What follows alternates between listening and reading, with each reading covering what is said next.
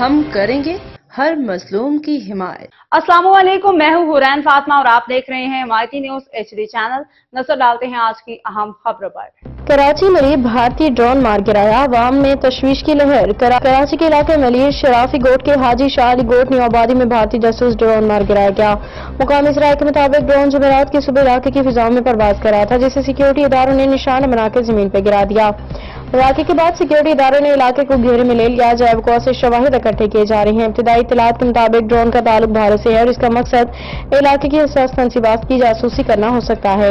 علاقہ مکینوں نے بتایا کہ انہوں نے فضا میں ایک عجیب و غریب آواز سنی، جس کے بعد دھماکے کی آواز آئی۔ عوام میں اس واقعے کے بعد خوف و ہراس کی فضا پائی جاتی ہے، جبکہ سوشل میڈیا پہ بھی اس خبر نے ہلچل مچا دی ہے۔ مزید تحقیقات جاری ہیں۔ سیکیورٹی ادارے اس واقعے کو انتہائی سنجیدگی سے لے رہے ہیں۔ حکومت پاکستان نے اس واقعے پہ تاحال کوئی باضابطہ بیان جاری نہیں کیا۔ احمد دین حمایتی کی رپورٹ۔ باخبر رہیے ہر جگہ ہر وقت، جانیے ملکی و غیر ملکی حالات و واقعات یقین کے ساتھ۔